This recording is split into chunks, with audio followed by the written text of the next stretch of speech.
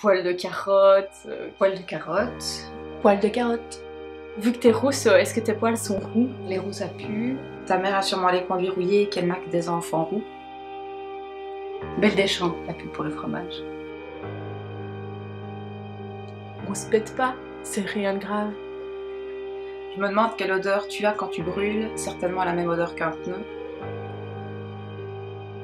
Tu es rousse, donc tu es handicapée. Je trouve que les enfants sont très cruels. Je pense que de toute ma vie, je n'ai jamais autant souffert de paroles que quand j'étais enfant. Parce que quand on est enfant, on est complètement vulnérable et tout nous touche beaucoup plus fort. Donc à l'âge adulte maintenant, personne ne peut me dire quelque chose qui va me faire souffrir comme je pourrais souffrir à l'âge de 7 ans. Adolescente, c'est vrai que j'étais pas quelqu'un de sûr de moi, j'étais plutôt timide. Ça fait mal parce que ça, on le rabâche encore et encore et encore et encore et on commence à avoir honte d'être rousse. C'était vraiment une minorité de personnes qui se moquaient mais très régulièrement. En tant que parents, c'était vraiment très pesant. Ils se rendaient pas compte que ça blessait parce que pour eux c'est une remarque qu'ils disent comme ça alors que nous c'est la millième qu'on reçoit. Le fait que vu que je suis rousse, ça m'empêchera d'avoir un copain. Ça c'est embêtant. À chaque fois qu'on me le rabâche, ouais, de toute façon t'es rousse, ou alors dès qu'il y a un privilège et que j'y ai pas droit parce que je suis rousse, ça c'est plus emmerdant. J'ai l'impression que le racisme sur les rousses est une forme de racisme ordinaire. Un roussiste, c'est quelqu'un qui fait des remarques et qui méprise quelqu'un qui a les cheveux roux juste parce que c'est une différence et qu'il ne l'est pas non plus. Il ne l'est pas. C'est du racisme envers une couleur de cheveux et c'est complètement idiot. À la base, les rousses étaient considérées comme des sorcières. Ma maman m'a déjà expliqué qu'il y avait un monsieur qu'elle connaissait qui avait aussi des enfants roux, enfin une petite fille. Il était très gêné de la couleur des cheveux de sa fille. Et en fait, ma maman un jour lui avait posé la question parce qu'il mettait toujours un bonnet à sa petite fille. Elle lui a dit « Mais pourquoi est-ce que vous mettez toujours un chapeau à la petite ?» Il lui a répondu « Je suis gênée, elle est rousse et je veux cacher ses cheveux. » Et ça avait heurté ma maman qu'elle ne comprenait pas puisqu'elle était très fière de la couleur des enfants, de la couleur de cheveux de ses enfants. Le fait d'être rousse pendant un certain temps n'a pas contribué à mon bonheur, voilà.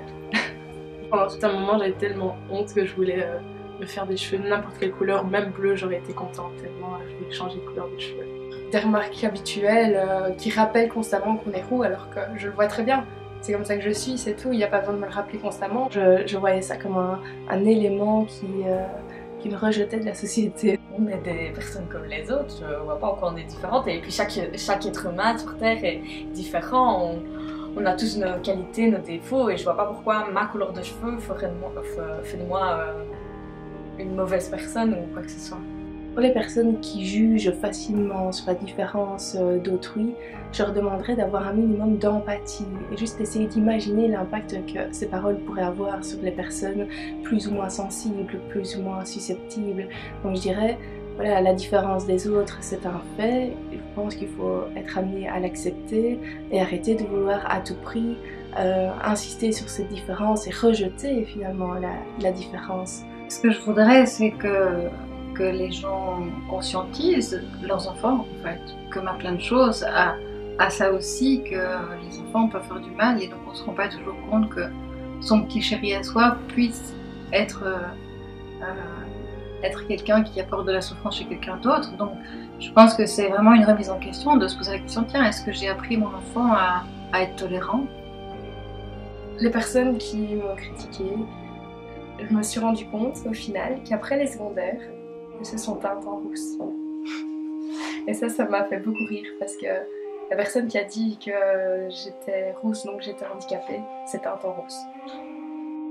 La rencontre avec mon mari a fait qu'il y a 6 ans, ça m'a complètement décomplexée.